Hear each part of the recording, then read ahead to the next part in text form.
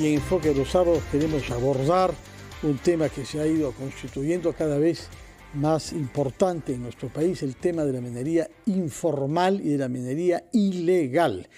Hemos por eso tomado contacto con el economista José de Chávez, quien es un dirigente de una ONG Cooperación, comprometida según sus estatutos con los derechos económicos, sociales, ambientales, culturales y políticos, en particular en relación con la gestión sostenible de nuestro territorio. Señor de Chávez, muy buenos días, bienvenido a Enfoque los Sábados. Buenos días, Fernando. Gracias por la invitación, un gusto conversar contigo. De acuerdo. Usted, como sabrá bien, es percibido por algunos sectores como uno de los principales enemigos de la minería del Perú. Por eso, antes de entrar al detalle, quisiera que nos diga usted cómo se define a sí mismo respecto a la actividad minera en general en el Perú. Luego veremos detalles, naturalmente.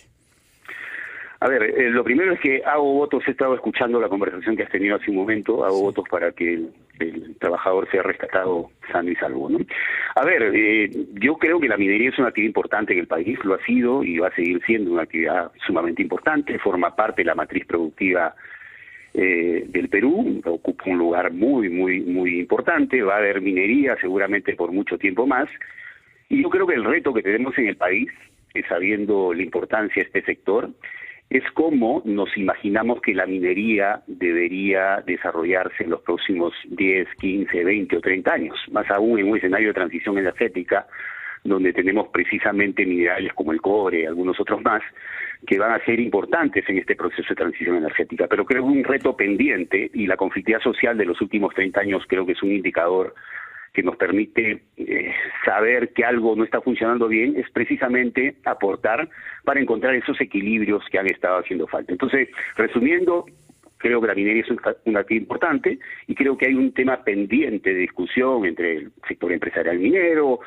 funcionarios del Estado y los que queremos que las cosas se hagan de la mejor manera en el Perú, precisamente encontrar esas políticas y esos equilibrios que me da la impresión que están haciendo falta, ¿no? ¿En qué marco cree usted que puede haber un debate, un diálogo sobre estos temas, de manera que el Perú dé la sensación al mundo también de que es un país donde uno puede invertir, porque hay seguridad jurídica por una parte, pero hay respeto por otra a las exigencias sociales y ambientales? Han habido varios intentos, Fernando, ¿no? Algunos intentos que han tenido como origen, digamos, algunas iniciativas del sector empresarial, del sector de organismos no gubernamentales, algunas embajadas también han estado involucrados.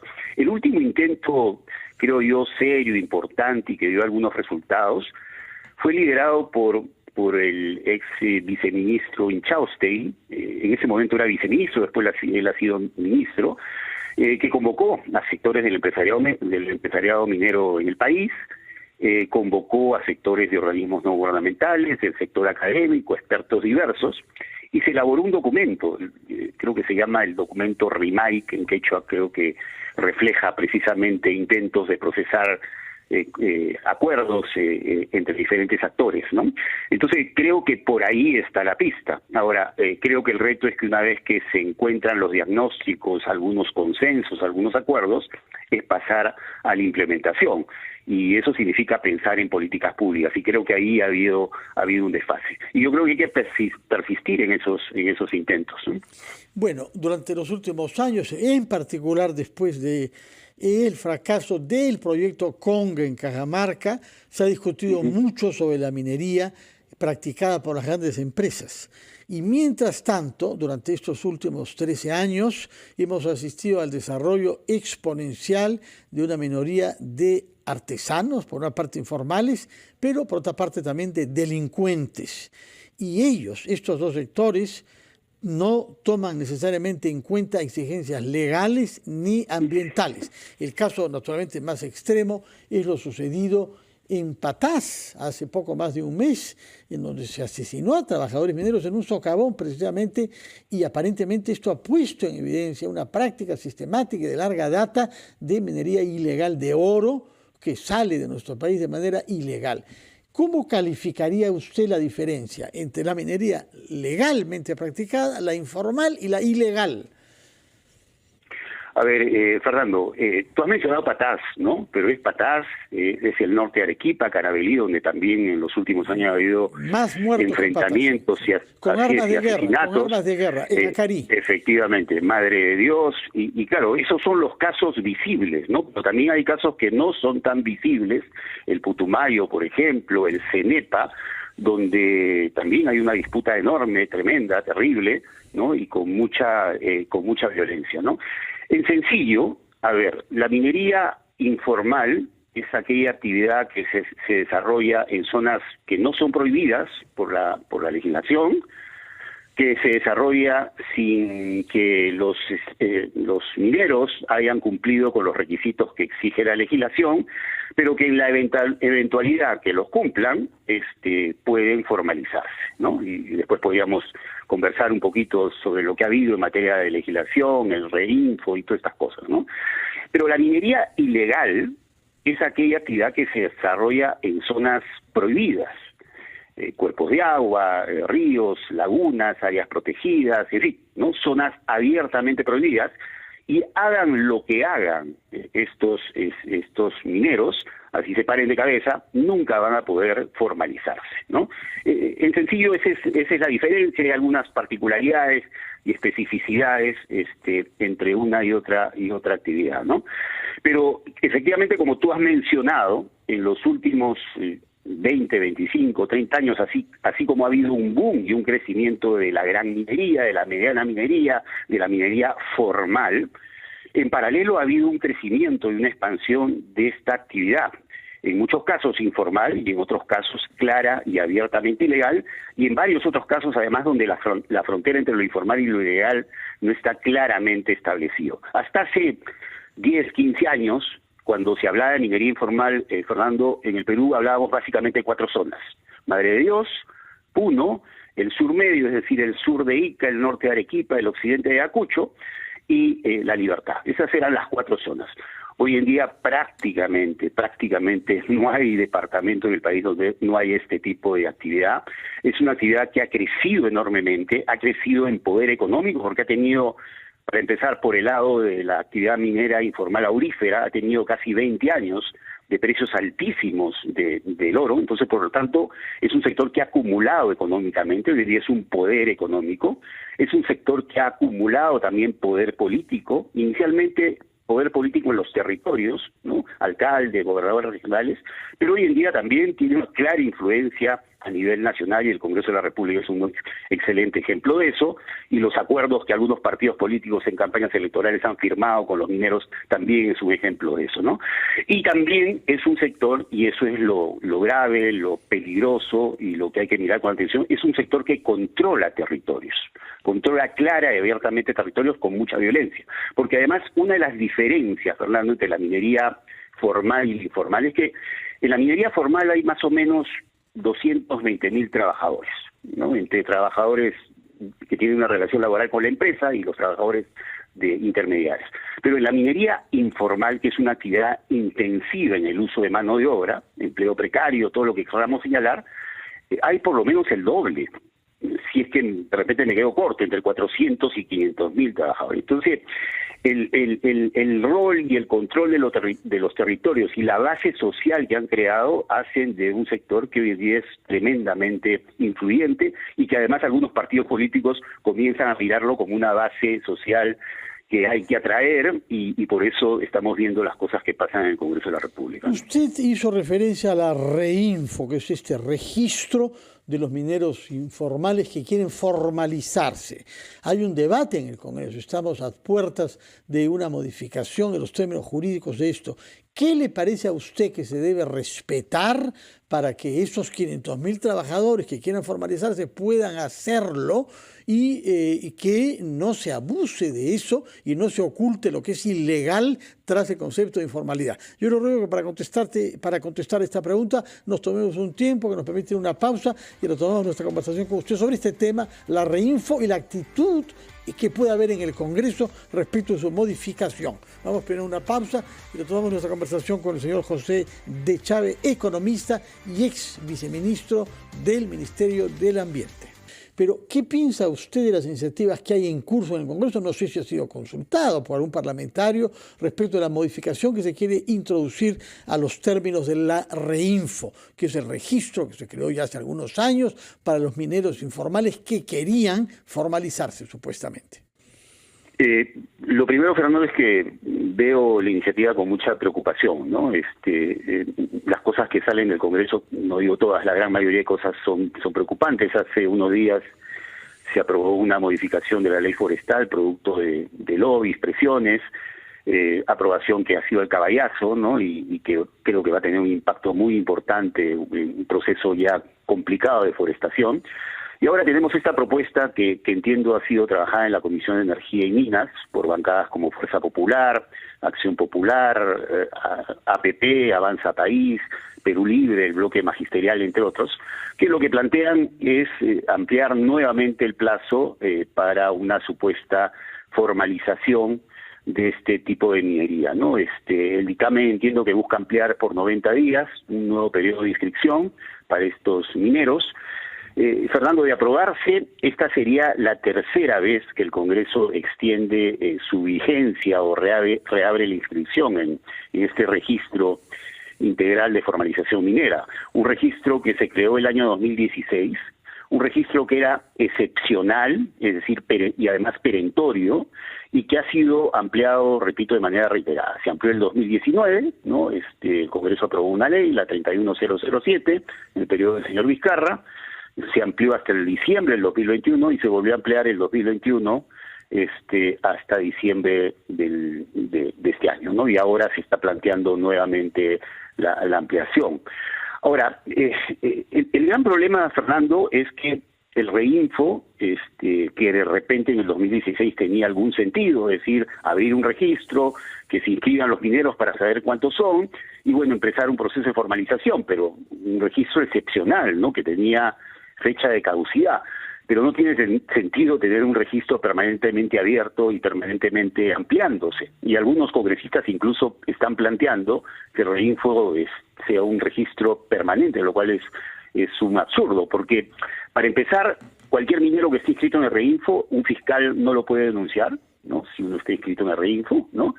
Y el REINFO les permite eso, es decir, trabajar sin ser denunciados. Incluso si son desactivados en el registro, no pueden ser juzgados. Entonces, el REINFO finalmente ha sido un mecanismo que ha permitido eso, ¿no? Y lo cierto es que cada modificación, cada ampliación, cada cambio, lo que genera es impunidad. Lo que genera también, es importante subrayar, competencia desleal entre los mineros que sí están cumpliendo con los requisitos, que sí están haciendo, que respetan normas ambientales. Y que están haciendo los esfuerzos, pero me refiero también a los informales que están haciendo los esfuerzos por formalizarse, ¿no? Entonces, como lo ha dicho la Defensoría del Pueblo, no esta, sino antes que el actual Defensor del Pueblo, se pronunció señalando que las medidas que están siendo tomadas en el Congreso desnaturalizan el carácter excepcional y temporal, siendo perjudicial para la sostenibilidad del país y por supuesto, beneficia a la minería ilegal. Usted nos dijo que se podía prever que hayan hasta 500.000 trabajadores de minería informal. ¿Qué se puede hacer para que los conozcamos, para que se comprometan a respetar normas ambientales y exigencias sociales? Han habido varios momentos en los últimos 25 años de crecimiento, de expansión de este sector, que repito es la otra cara del boom expansivo de la minería, ¿no? Por supuesto, los precios de los minerales han sido un factor influyente. Fernando, creo que la pandemia también marca un antes y un después, ¿no? La pandemia representó el retiro del Estado de los territorios frente a la emergencia sanitaria. La pandemia implicó también el fenómeno de los retornantes, de personas que vivían en las ciudades y que regresaban a sus territorios y han intentado buscar formas de vida, de ganarse la vida, y esta ha sido una alternativa, y eso ha provocado el crecimiento y la expansión de este sector frente a un Estado que no ha tenido ninguna capacidad de controlar y tampoco no ha habido voluntad política para hacerlo, ¿no? Bueno, por otra parte tenemos directamente el caso de la minería ilegal, que le hemos visto con toda su crueldad y su criminalidad en el caso de Patás. Usted mencionó el caso de Acarí el año pasado o el año antepasado ya. Creo que hubo 23 muertos con sicarios contratados desde Lima, 600 kilómetros al sur, con armas de guerra, etcétera. Y estamos ante el riesgo de que la minería ilegal extienda tentáculos internacionales. No sabemos cuál es la naturaleza de los vínculos con las bandas organizadas en Bolivia, que es un país que recibe una buena parte del oro que se produce de manera ilegal. ¿Qué es lo que sabe usted sobre el estado de la minería ilegal? Hay un estudio reciente de Capital Humano y Social que sostiene que el dinero que mueve la minería ilegal en el Perú puede ser el doble del que mueve el narcotráfico, alcanzando quizá a la cifra de $6.000 millones, es decir, 2 puntos del PBI. ¿Qué sabe usted sobre el estado de la minería ilegal en nuestro país? Hay información de la Unidad de Inteligencia Financiera que comprueba lo que está señalando. Hoy en día la minería informal, abiertamente ilegal en algunos casos, sin duda mueve mucho más recursos que otras actividades ilegales como el narcotráfico. Hoy en día, además, las distintas actividades ilegales, narcotráfico, tala ilegal, minería ilegal, son actividades que están conectadas. Hasta hace algunos años cuando se las analizaba por separado, pero hoy en día hay evidencias que el narcotráfico es fuente de financiamiento para la minería informal y para la abiertamente ilegal, y además es un mecanismo que permite no solamente lavar el dinero que viene del narcotráfico a una actividad como la minería informal, que tiene en el Reinfo mecanismos que les permiten, digamos, incorporarse a la economía formal. Comparativamente es una actividad menos penalizada que el narcotráfico, y por lo tanto los narcotraficantes les interesa de repente aparecer más como mineros ilegales, informales, que narcotraficantes. Pero además hay claras evidencias y sobre todo el tema de las fronteras es una fuente de vinculación de esta actividad con circuitos internacionales. Se habla mucho, tú has mencionado de la frontera con Bolivia, pero la frontera, digamos, con Ecuador, en la provincia de Condorcanqui, es una frontera totalmente abierta para la entrada y salida de mineros informales y la entrada y salida de la producción peruana. El caso del Putumayo también es otra zona completamente casi liberada por diferentes actividades ilegales y donde el Estado no tiene ninguna capacidad de control. La frontera con Brasil, la zona de las 3 fronteras. Es decir, definitivamente esta es una actividad que ya tiene conexiones, en primer lugar, con otras actividades ilegales, y en segundo lugar tiene ya circuitos que la vincula, digamos, con las actividades de este tipo de países limítrofes, ¿no? Ahora, tú has mencionado, Fernando, el caso de Patás. El caso de Patás es bien interesante porque de todas las experiencias de minería de este tipo en el país, en Patás ha coexistido desde hace bastante tiempo la minería formal con la minería informal, incluso con acuerdos entre las empresas formales y las empresas y los mineros informales. Pero claro, eso ocurría cuando de repente habían 100 mineros, pero cuando los 100 mineros se convierten en 1.000, 1.500, esos acuerdos ya son difíciles de manejar, y eso ha provocado también una situación de violencia, con el ingrediente que hoy en día están presentes también bandas criminales en la zona, ¿no? Señor de Chávez, muchas gracias por su tiempo, por las explicaciones. Retenemos esa invocación inicial, naturalmente, a ver sano y salvo a nuestro compatriota atrapado en un socavón, en un sitio minero en Huancavelica, y también a esta preconización que ha hecho usted de que haya un clima de diálogo en nuestro país entre diversas personas y sectores concernidos con la actividad minera, para que se apacigüe y para que nuestro país pueda ofrecer una, digamos, mirada, pueda ofrecer un aspecto positivo y seguro para la inversión privada en minería, cuya importancia usted mismo ha destacado. Muchas gracias, señor de Chávez. Buenos días.